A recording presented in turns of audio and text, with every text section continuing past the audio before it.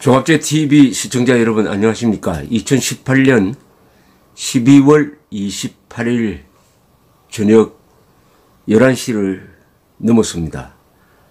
영하 10도 이하로 내려가니까 몸과 마음까지도 같이 얼어붙는 것 같습니다. 저는 이렇게 집안에서 편안하게 방송을 하고 있지만은 지금 북녘 동포는 이 추위를 어떻게 견디는지 정말 상상만 해도 끔찍합니다. 우리가 북한 동포를 도울 방법이 없다는 거, 이게 더 안타깝습니다. 그렇다고 김정은의 핵무기를 팔아가지고 그걸 돈으로 바꿔가지고 북한 동포를 돕게 되면 좋을 텐데, 그것은 소설에서는 있는 일이고 이 현실에서는 저 김정은 정권이 존재하는 한 북한 동포의 고통은 해결할 길이 참 막막합니다. 문제는 국제적 압력이 가해져야 합니다. 국제적 압력은 상당히 통합니다. 북한 인권 문제에 대한 국민들의 관심이 더 높아져야 이것이 돌고 돌아서 북한 동포의 추위와 배고픔을 다소나마 해소할 수 있지 않을까, 이렇게 생각이 됩니다. 지금 대한민국에서 그 말로 인해 가지고 사람들의 마음을 후비고 파는 두 사람이 있습니다. 한 사람은 문재인 대통령이고 한 사람은 이해찬 여당 대표입니다. 이 여당의 얼굴이고 정권의 얼굴인 이 두 사람이 경쟁적으로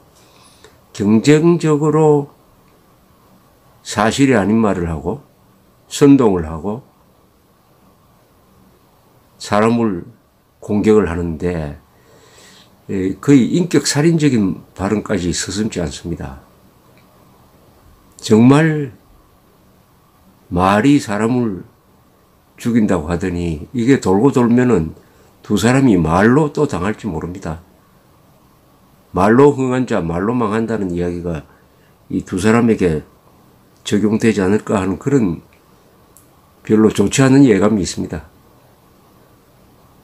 그런데 이해찬 대표는 우리나라 정치인들 중에서 가장 악담을 많이 하는 사람이고, 또 그 악담에 대해서 전혀 뉘우치지 않고 또 악담을 하고 하는 이런 사람입니다. 이해찬, 문재인 두 사람의 특징은 자기들이 정의로운 사람이란 겁니다. 그리고 선배 세대는 다 불의한 사람이고, 이해찬 대표의 경우에는 정조 이후에 개혁 세력은 김대중, 노무현, 문재인 정권밖에 없다는 이런 이야기도 합니다. 그러니까 이런 수준의 이야기에 제가 뭐 토를 단다는 것 자체가 사실 별로 의미가 없는 건데, 오늘 또 절대로 해서는 안 되는 이야기를 했습니다. 장애인 비하 발언을 했습니다. 장애인은 교통사고를 나도 장애인이 되고 산업재해를 만나도 장애인이 되니까 장애인은 비하의 대상이 아닙니다. 보호의 대상입니다. 그리고 장애인은 책임이 장애인이 있지 않습니다. 장애인은 죄가 아닙니다. 부끄러움도 아닙니다. 그런데 오늘 뭐라고 이야기했는지 보도된 걸 보면 이렇습니다. 여의도 당사에서 열린 민주당 전국 장애인위원회 발대식에 참석해가지고 선천적인 장애인도 있지만 산업재해로 후천적 장애를 얻은 분들도 많아 저도 놀랄 때가 있다. 그런 신체 장애인보다 더 한심한 사람들은, 그러니까 신체 장애인보다 더 한심한 사람들은, 이 말은 신체 장애인이 한심한 사람이라는 이야기죠. 아니, 신체 장애인은 불우한 분들이지 어떻게 한심한 사람들입니까? 잠시 멈췄다가 제가 말을 잘못했다고 고쳤답니다. 이어서 이 대표는 이렇게 이야기했답니다. 우리가 더 깊이 생각해야 할 사람들은 정신장애인이다. 정치권에서 말하는 것을 보면은 저게 정상인가 싶을 정도로 정신장애인들이 많이 있다. 그 사람들까지 우리가 포용하기는 쉽지 않다고 생각한다. 야, 여기에 정말 정치권에 있어 자기 마음에 들지 않는 사람을 정신장애인이라고 몰아세우는 것도 문제인데 저게 정상인가? 아니, 장애인을 정상이냐 비정상으로 봅니까? 장애인이든 장애인 아니든 다 정상인입니다. 비장애자와 장애자가 있을 뿐입니다. 여기에 정상이냐 비정상이냐를 갖다 붙일 대상이 아닙니다. 장애인은. 그럼 교통사고를 만나서 다리를 하나 못 쓸면은 비정상입니까? 그럼 비정상 인간입니까? 그 사람은.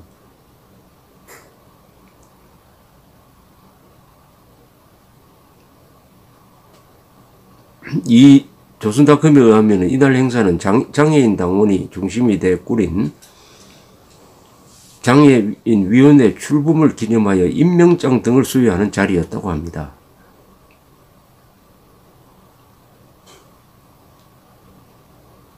그런데 이 대표가 뭐 사과문을 발표는 했답니다.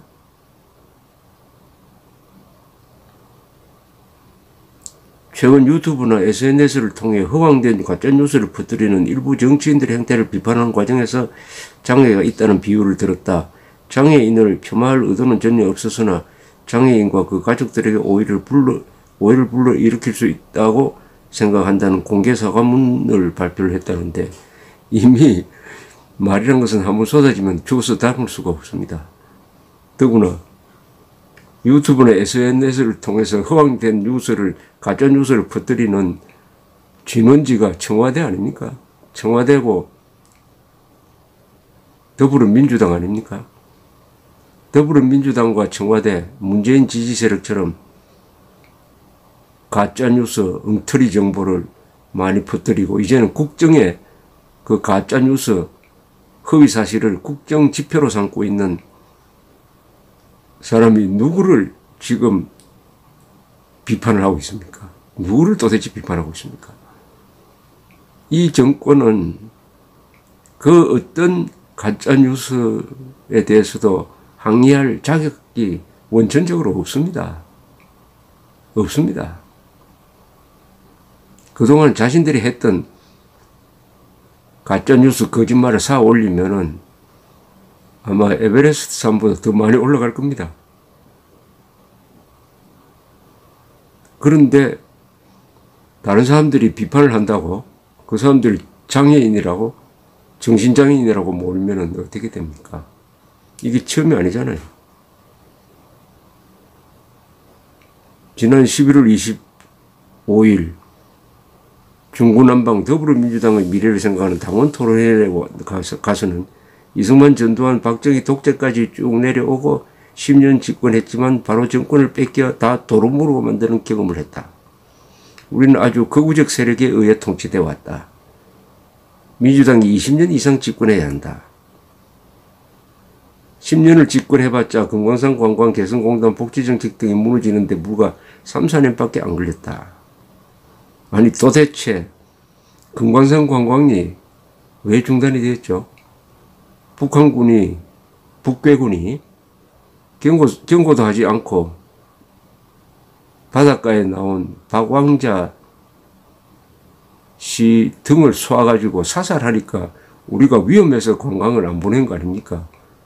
이게 금강산 관광 중단의 원인인데 이거를 이명박 정부에 책임을 돌리고 있습니다. 이 해찬 씨 입에서 어떻게 김정은, 김정일, 김일성, 인류의 적을 비판하는 말이 단 한마디도 안 나옵니까?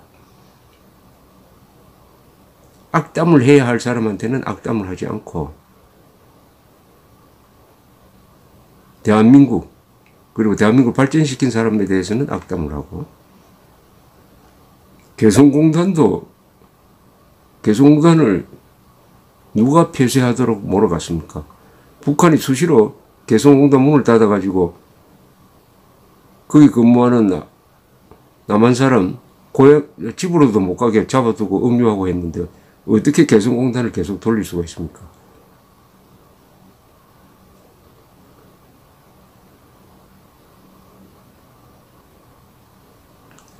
말살, 무슨 괴멸 등등 이런 걸 통해서